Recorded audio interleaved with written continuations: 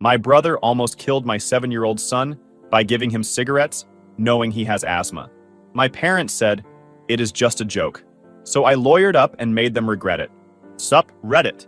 So this happened 6 months ago, and I'm still dealing with the fallout. But my brother's dealing with worse, so I'm calling it a win. I, 35 male, have a 7-year-old son, Eli. Kid's had asthma since he was 4. Not the, oh, he wheezes a little when he runs kind. The real deal. He's got a rescue inhaler he carries everywhere, a nebulizer at home, and we've done the ER dance twice in the past 2 years when his breathing got bad enough that the inhaler wasn't cutting it. His pediatrician has him on a daily controller medication. It's managed, but it's serious. Anyone in our family who spends time around Eli knows this. We've had the conversation 100 times. My brother Chase is 29, still lives with our parents, works part-time at a warehouse, spends the rest of his time on his phone trying to build a social media following. You know the type. Records everything, thinks he's hilarious, lives for the views. He talks about engagement rates and watch time, like they're actual metrics that matter in real life. He's always been the golden child.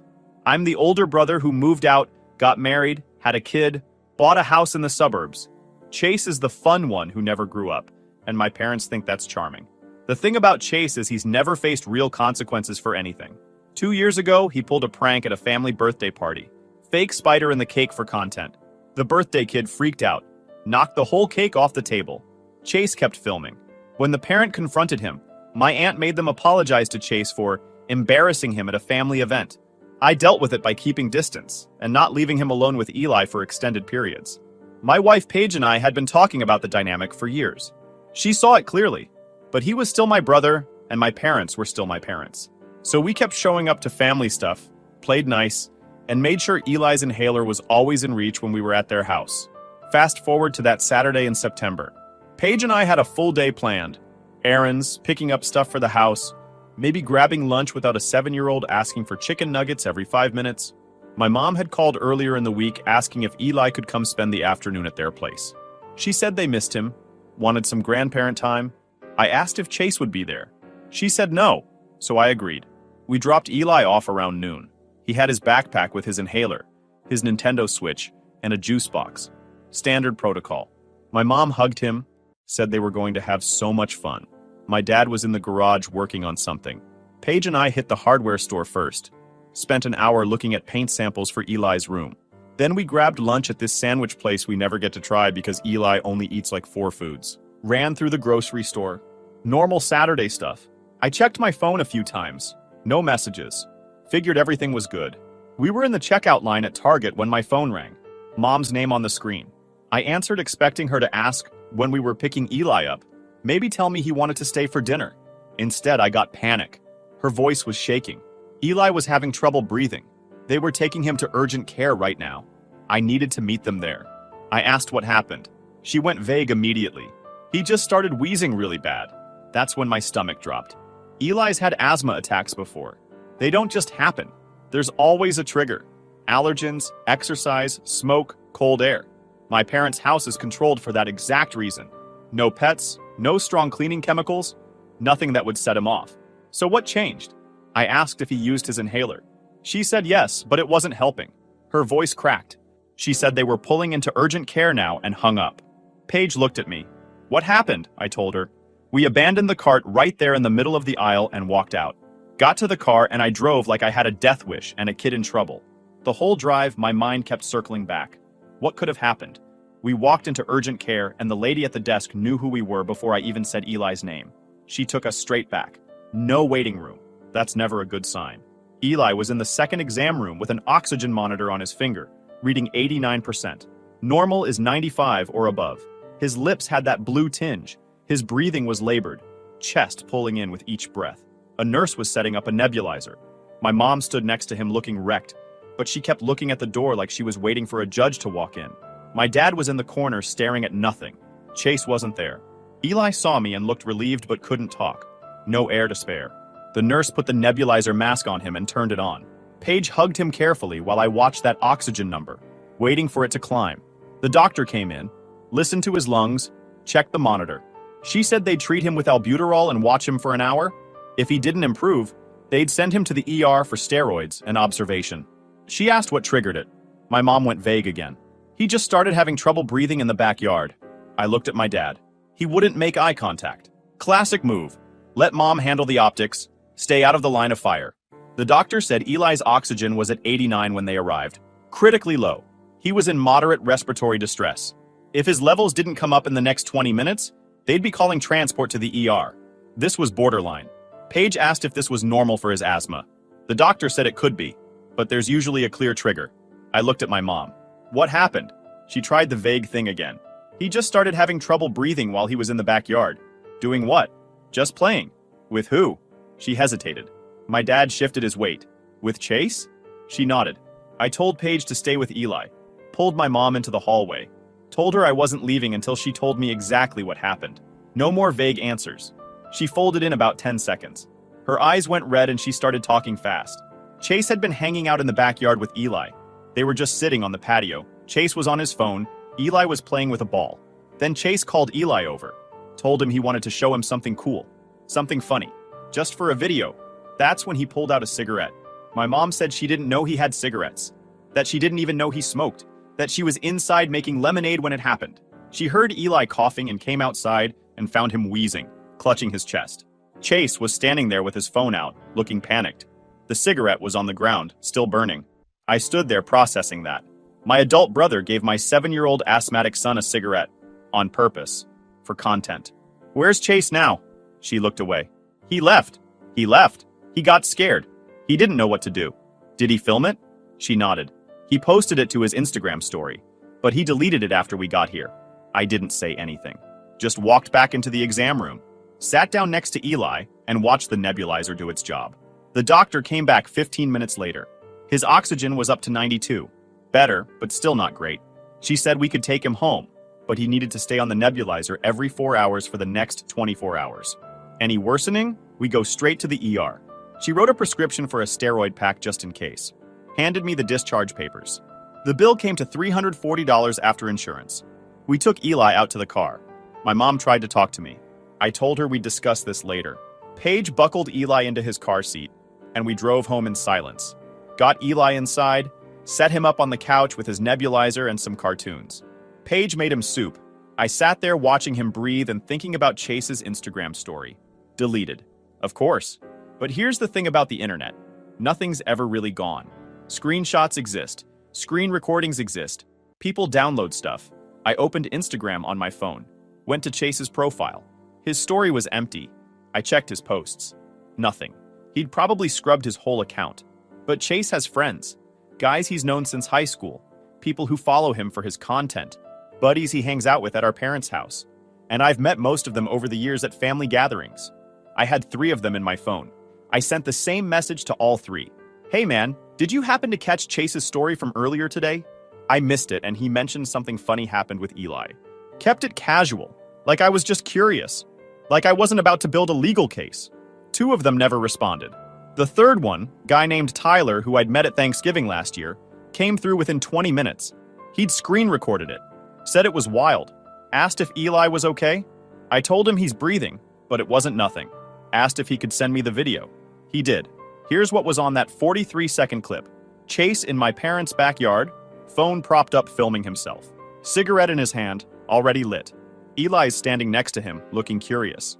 Chase is grinning. He holds the cigarette out. Just one puff. It's not gonna kill you. You'll look so cool. Eli hesitates. Chase keeps pushing. Coaches him on how to inhale. Makes him do it again when he coughs the first time. Do it again, you almost had it. We need this shot. Eli tries again because his uncle told him to. More coughing. Deeper this time. Can't stop. The coughs turn into wheezing.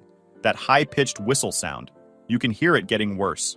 Eli's face changes. Confused to scared in 3 seconds. His hand goes to his chest. He drops the cigarette. Chase stops laughing. Dude, are you okay? Eli's wheezing gets louder. He's panicking now. Can't talk. Just that awful wheezing and short gasps. Both hands on his knees, trying to force air into lungs that aren't cooperating. The camera angle shifts. You can hear my mom's voice from inside. Chase? What's going on out there? Chase's voice panicked. Mom, something's wrong. Video cuts off. Chase set up the shot deliberately, framed it, made sure the phone was stable. This wasn't impulsive. He did it anyway. knowing Eli has asthma, knowing cigarettes trigger respiratory issues. And he filmed it because to him, my son's health was less important than social media engagement. I sat there that night in Eli's room, running the nebulizer every 4 hours like the doctor ordered. Paige came in around 2 a.m., asked if I was coming to bed. I told her I would in a bit. She knew better. Sat down next to me. What are you going to do? I looked at Eli sleeping, listened to his breathing. Still wheezy, but stable. Chase is not walking away from this. She nodded. Good. By Sunday afternoon, Eli was improving. Still on the nebulizer schedule, still wheezy, but his color was better and he wasn't struggling as hard. Paige handled most of his care while I stayed close, just watching him breathe easier. Then my parents showed up unannounced, knocked on the door like they owned the place. I figured they were coming to check on Eli, maybe bring some food, ask how he was doing, and actually act like grandparents for once.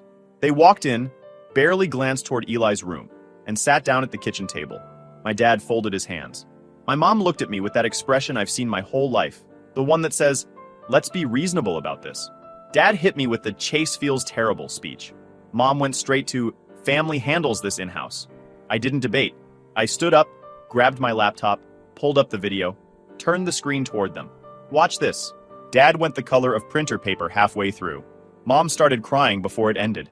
When the wheezing hit the audio, neither of them moved. Then Mom tried it. He didn't know it would be that bad. I watched her rewrite reality in real time.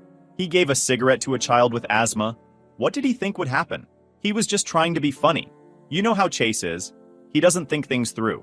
He's 29 years old. Not thinking things through isn't an excuse anymore. Dad jumped in. Chase messed up, but he feels terrible about it. He didn't mean for Eli to get hurt. He left. He didn't even stay to make sure Eli was okay. He deleted the video and ran. He panicked. That's not an excuse either. My mom wiped her eyes. What do you want us to do? Nothing. I'm not asking you to do anything. I'm telling you what I'm going to do. My dad's expression changed.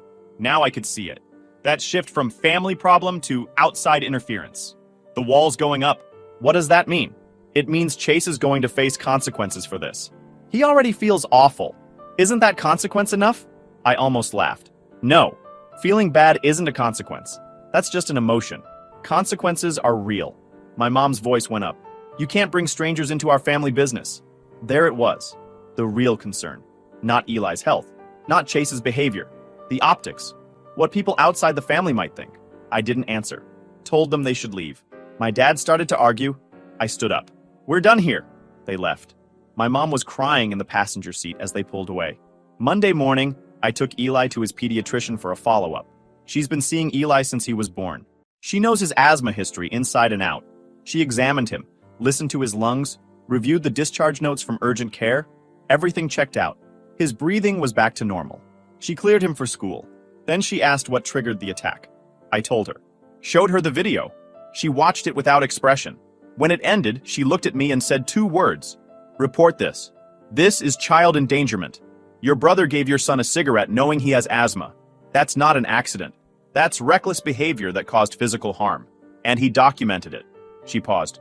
I'm a mandated reporter. I have to file with Child Protective Services. They'll investigate.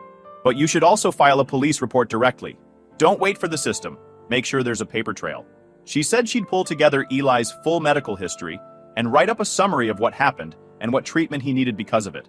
Told me to come back later that afternoon to pick it up. Give me 3 hours. I'll have everything ready. Diagnoses, medications, ER visits, treatment plans, the works. And I'm filing my CPS report today. This isn't optional for me. I thanked her. Asked if CPS would look at us too. Paige and me, since Eli was in our care when it happened. She nodded. Probably. But you got him immediate medical attention and you're documenting everything. That's textbook responsible parenting. You'll be fine. I took Eli to school.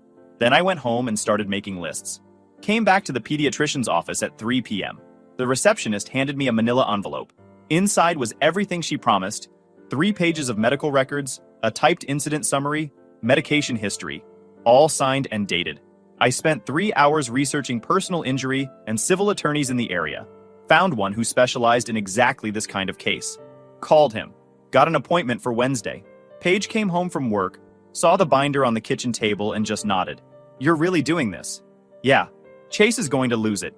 Chase should have thought about that before he gave our kid a cigarette. Your parents are going to freak. They already did. She squeezed my shoulder. Good. Wednesday morning, I walked into the attorney's office with my binder.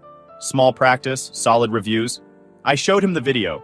He watched it twice, took notes, reviewed the medical records. You've got a strong case, criminal and civil. He told me to file a police report first. Let them handle reckless endangerment and child abuse charges. Then we'd file civil for medical costs and damages. Nobody wants this in open court. Chase will settle. I paid him $500 on the spot. Thursday afternoon, I walked into the police station with my binder. The officer at the desk listened to my 30-second summary, then called someone from the back. A detective came out. Late 40s, graying hair, tired eyes like he'd been doing this job way too long. Took me to an interview room. Small, windowless, table and 3 chairs. I showed him the video first. He watched it without expression. Then he watched it again, leaning closer to the screen the second time. When it ended, he sat back and asked me to walk through everything. The phone call, urgent care, Eli's medical history, the aftermath. I showed him the medical records, the pediatrician's summary, the receipts. Told him about the CPS filing. He took notes on a yellow legal pad, asked clarifying questions, double-checked dates and times. Made sure the timeline was airtight. When I finished, he leaned back in his chair and studied me for a second. You want to press charges? Not a question, a statement. Yes. Against your brother? Yes. He studied me for another moment. This is going to get messy. Family stuff always does. You sure you want to do this? My kid couldn't breathe because my brother wanted Instagram views. Yeah, I'm sure. He nodded. Took copies of everything. Said he'd submit the report to the prosecutor's office and they'd review it within 2 to 3 weeks. Told me they'd likely charge Chase with reckless endangerment and contributing to the delinquency of a minor. Misdemeanors, but on the record. He also asked if I wanted a protective order to keep Chase away from Eli. I said yes. He handed me the paperwork. I filled it out right there. The protective order took longer than I expected. Filed it Thursday, got a court date for the following Tuesday. Showed up, explained the situation to a judge in about 5 minutes. She granted a temporary order. Chase couldn't be within 100 yards of Eli, my house, or Eli's school. Good for 30 days, then we'd have a full hearing to make it longer if needed. That's when my phone started blowing up. My mom called 6 times in the span of 30 minutes. Left voicemails ranging from crying to angry. Chase tried texting me. Paragraphs of apologies. How sorry he was. How he messed up. How he didn't think it would hurt Eli. How he'd do anything to make it right. 13 messages in 20 minutes. Not one of them asked how Eli was doing. Just how bad this looked for him. Whether people knew. What I'd told the police. I didn't respond to any of it. Blocked Chase's number. Let my mom's calls go to voicemail. Then the family group chat exploded. The group chat turned into a public hearing nobody requested. My cousin Hazel, mid-20s, has 2 kids, was the only one who said what mattered. He gave a cigarette to a 7-year-old with asthma on purpose. What are we even arguing about? She got drowned out fast. My uncle sent a direct message. Your mother's devastated. Chase is a mess. Drop the charges. Be the bigger person. I replied, Chase destroyed it when he gave my son a cigarette and walked away when he stopped breathing. I'm making sure there are consequences. He called me vindictive. I blocked him, left the group chat, and blocked half the family. The ones who defended me or stayed quiet, I kept. Everyone else could kick rocks. Chase tried calling from different numbers. I didn't answer. He showed up at my house Saturday morning, rang the doorbell, pounded on the door. I watched through the window. He looked terrible. Stood there pleading through the door for 15 minutes. My phone was in my pocket with 911 ready to go, but I wanted him gone without Eli seeing cops on the porch again. Paige came downstairs. Feel bad? No. Good. Don't. Sunday, my dad showed up. Alone. I let him in because he at least looked like he wanted to have an actual conversation instead of just yell at me. We sat in the living room. He looked rough, bags under his eyes, hadn't shaved. Took him a minute to start talking. Your mother wants me to convince you to drop the charges. That's not happening. I told her that, but I had to try. I waited. Chase is scared. He knows he messed up. He's willing to do whatever it takes to fix this. There's nothing to fix. What's done is done. He gave Eli a cigarette. Eli ended up in urgent care. That has consequences. My dad nodded slowly. I know you're angry. I'm not angry. I'm protecting my kid. By sending your brother to jail? He's not going to jail. He's getting probation and a fine. That's him getting off easy. My dad rubbed his face. This is going to split the family apart. Chase did that. Not me. He made the choice to do something reckless. And then run when it went bad. I'm just making sure he can't do it again. My dad stood up. I can't talk you out of this, can I? No. He headed for the door, stopped, turned back. For what it's worth, if someone did this to you when you were Eli's age, I probably would have done worse. But your mother? She doesn't see it that way. She thinks you're attacking the family by bringing outsiders in. The pediatrician's a mandated reporter. The system was coming either way. I just made sure it happened faster. He nodded once and left. The criminal court date got set for early November, about 8 weeks from the incident. Then it got pushed back to late November because the prosecutor's office was backlogged. Felt like forever. Chase showed up with a public defender. Young guy, probably fresh out of law school. Looked overwhelmed and clearly didn't want to be there. You could tell he'd reviewed the case and knew there was no defense. I showed up with a binder, the video loaded on a tablet ready to play, and a printed timeline of Eli's medical treatment. The prosecutor was a woman in her 40s. She'd been doing this for 20 years, and it showed. Looked like she'd heard every excuse in the book twice. She reviewed my evidence in a conference room before the hearing, watched the video, read through the medical records, asked questions about Chase's pattern of behavior, whether he'd been around Eli before, whether he knew about the asthma, whether this was documented. I answered everything. Showed her the text message history, where I'd reminded my family about Eli's asthma before a birthday party last year. Showed her photos from that same party, where you can see Eli's inhaler sitting on my parents' kitchen counter. Showed her the prescription records going back 3 years. She nodded slowly. This isn't even close to a gray area. He knew. He did it anyway. He filmed it. Then he fled the scene when the victim went into distress. I'm charging him with reckless endangerment of a child. I was considering adding contributing to the delinquency, but the statute's tricky on that one. Reckless endangerment's going to stick regardless. We went in. The courtroom was small. Misdemeanor cases. Not the big criminal courts. About 15 seats for observers. My parents were there. Front row.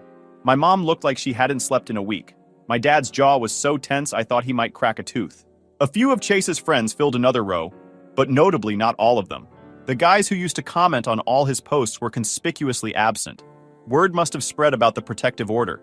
Nobody wants probation smoke on their doorstep. A few of my extended family members who wanted to see how this played out sat scattered in back. The judge was a man in his 60s. Former prosecutor, tough on child endangerment cases, didn't have patience for excuses. Perfect. Chase's public defender tried to argue that this was a one-time lapse in judgment, that Chase had no criminal history, that he was remorseful, that he didn't intend to cause harm, that Eli made a full recovery with no lasting damage, that probation without supervision would be sufficient, that community service was unnecessary, that the protective order was too harsh. Before the prosecutor even stood up, the public defender leaned over to Chase. I couldn't hear exactly what he said, but I could read his body language clear enough. Take the deal, this is nuclear, you've got no play here. Chase's face went white. The prosecutor didn't need notes. She needed the tablet. Your Honor, the defendant gave a lit cigarette to a 7-year-old child with documented asthma. He encouraged the child to inhale. He filmed the entire incident for social media content. When the child went into respiratory distress, the defendant fled the scene rather than render aid or call 911. The child required emergency medical treatment, including supplemental oxygen and nebulizer therapy. His oxygen saturation was at 89%, critically low. This was not a lapse in judgment. This was deliberate, reckless behavior. She played the video for the court, 43 seconds that destroyed any defense Chase's lawyer had tried to build. You could hear Chase's voice clearly. Just breathe it in. Do it again. This is going to be fire content. Laughing while Eli coughed, the wheezing getting worse. Eli's face changing to fear. When the wheezing hit the audio, the room stopped moving. When it ended, the judge didn't look angry. He looked tired, like he'd seen this exact brand of stupidity 5 times already this week, and it wasn't even Friday. He glanced at Chase with the expression you'd give a broken appliance you're about to throw away. Mr. Chase, stand up. Chase stood. He was shaking. Do you understand why we're here? Chase nodded. His lawyer put a hand on his shoulder to steady him. I need you to answer verbally for the record. Yes, Your Honor. Do you understand that what you did constitutes reckless endangerment of a child? Yes, 100, Your Honor. Do you have anything to say before I sentence you? Chase's lawyer tried to speak. The judge cut him off with a look. I asked your client, counselor, not you. Chase stammered something about being sorry, about not thinking, about how he never meant for Eli to get hurt, about wanting to make amends, about how it was the biggest mistake of his life. His voice cracked. Probably genuine. Didn't matter. The judge looked bored. Not disgusted. Not angry. Just bored. Like Chase was the 5th guy this week to stand there with the same speech and the same excuses. You gave a cigarette to a 7-year-old child with documented respiratory issues. You filmed it. You laughed about it. Then you left when that child couldn't breathe. Is that accurate? Chase nodded. I need a verbal response. Yes, Your Honor. The judge asked how Chase pleaded. His lawyer said no contest. Smart move. Contesting it would have made everything worse. Sentencing came a month later. Different date, same courtroom, same judge. Apparently the court calendar was packed and they had to push it back twice. 18 months probation. 100 hours of community service. Mandatory parenting and child safety classes. And restitution for Eli's medical bills. $340 for urgent care, plus follow-up costs and prescriptions. Total came to $587. The protective order stayed in place for the duration of probation. Chase couldn't be near Eli until he completed his sentence and passed an evaluation. Chase looked like he might cry. His lawyer tried to argue for leniency on the protective order. The judge shut that down fast. Your client endangered a child. He doesn't get access to that child until he's proven he understands why what he did was unacceptable. Protective order stands. Court adjourned. I left. Didn't look at Chase on the way out. My lawyer had already filed the civil suit by then. We were going for $8,500. $587 in direct medical costs. $500 in attorney consultation fees. $1,200 for my lost wages from missing work. 3 days dealing with this mess. $1,200 for Paige's lost wages. $5,013 in general damages for what Eli went through. Chase tried to ignore it at first. Just didn't respond to any of the certified letters. Then my attorney sent a letter explaining that if Chase didn't respond within 10 days, we'd go for a default judgment, and the full amount would become immediately due. Suddenly, Chase got a lawyer. Some guy my parents probably paid for since Chase couldn't afford one on warehouse wages. His lawyer reached out to negotiate. Started at $2,000. My attorney laughed and told him we'd see him in court. They came back at $3,500 a week later. Still no. We weren't budging. Finally settled at $4,500 after another round. My attorney pushed pre-suit settlement hard because nobody wants that clip played in open court more than once. Chase is paying it in $150 monthly installments over 30 months because he doesn't have it up front. The payment agreement's ironclad. If he misses a single payment, the full remaining balance plus interest becomes due immediately, and we go back to court. First payment came through on time. Second one too. Third one was 2 days late but came through. He knows what happens if he stops. I saved the video in 3 places because I'm not trusting a grown man who deletes things when consequences show up. Total cost to Chase so far: $587 criminal restitution, $4,500 civil settlement, legal fees his parents covered, probably another $2,000 minimum, plus 100 hours of his time and 18 months looking over his shoulder. All for 43 seconds of content. It's been 6 months since the incident. Court wrapped up about 2 months ago. Chase's third settlement payment came through yesterday right on time. $150. Still $4,050 left to go. The family situation is exactly what you'd expect. A complete mess. My parents aren't speaking to me. Haven't said a word since the sentencing. My mom sends occasional emails through my dad's account. Long, rambling paragraphs about how I'm tearing the family apart. How I'll regret this when I need family and no one's there. How Chase's life is ruined forever because I couldn't forgive a mistake. How Eli won't even remember this in a few years, so why am I making such a big deal about it? The latest one included a Bible verse about forgiveness. I delete them without reading past the first line now. Sometimes I don't even open them, just straight to trash. Chase moved out of my parents' house about 3 weeks after the sentencing. The story I got from Hazel, my cousin who still talks to me, is that Dad finally snapped, told Chase he needed to figure his life out, that he couldn't keep living there rent-free while on probation, that it was time to grow up. Classic move. Dad's fine with coddling until institutions get involved, then suddenly it's, I don't trust what you've gotten yourself into with the system. Turns on Chase the moment outsiders have opinions. Don't know if Mom agreed or if Dad made that call unilaterally. But either way, Chase is gone. Last I heard, he's rotating between 3 different friends' couches, none of them happy about it long term. He picked up a second job doing food delivery through one of those apps to cover the settlement payments and probation costs. Works the warehouse during the day, delivers food at night and on weekends. Total monthly income around $2,400 before taxes. $150 to me, $200 for probation fees and classes. He's barely scraping by. He deleted every single social media account. Instagram, TikTok, YouTube, Twitter, everything. Gone. His whole online presence just vanished within a week of sentencing. Don't know if that was court-ordered as part of his probation, or if he finally realized his content wasn't worth what it cost him. Chase showed up at my house on a Thursday night, about 6 weeks after sentencing. I was in the garage organizing tools when I heard a car pull up. Looked through the window and saw him sitting in his beat-up Civic for a solid 3 minutes before getting out. He looked terrible. Lost weight. Hadn't shaved in days. Wearing the same hoodie I'd seen him in at court. He rang the doorbell. I opened it but didn't step aside. Just stood there in the doorway. "Hey," his voice cracked. "Can we talk? You're violating the protective order just being here." "I know, I needed to see you, please, 5 minutes." I crossed my arms. Didn't say anything. He took that as permission. I've been going to those parenting classes the court ordered. They're actually helping me understand how bad I messed up. Like really messed up. He rubbed his face. I keep thinking about Eli not being able to breathe and how scared he must have been, and how I just left him there. I can't sleep most nights. I see his face when I close my eyes. The way he looked at me when he couldn't get air. He was talking faster now. Words spilling out like he'd been rehearsing this. I was supposed to be his uncle. I was supposed to protect him. Instead, I almost killed him for a stupid video that's not even online anymore. I deleted everything. My whole account. All my followers. Everything I worked for. Gone. Because it wasn't worth it. None of it was worth hurting Eli. He said all this like it earned him a refund. He looked down at his feet. Mom won't talk to me. Dad kicked me out. I'm sleeping on Brandon's couch and he's getting sick of me being there. I work 2 jobs and I'm still broke. I eat ramen 4 nights a week. My car's making a noise I can't afford to fix. I haven't bought new clothes in 5 months. Everything I own fits in 2 duffel bags. I still didn't say anything. This is my life now, and I deserve it. I know I do. But I miss you. I miss Eli. I miss family dinners and game nights and just being your brother. His voice broke again. I know I can't see Eli because of the protective order, and I'm not asking to. I just want you to know I'm sorry. Really, truly sorry. Not because I got in trouble. Not because my life fell apart. But because I hurt Eli and I hurt you and I betrayed the one person who always had my back. He wiped his eyes.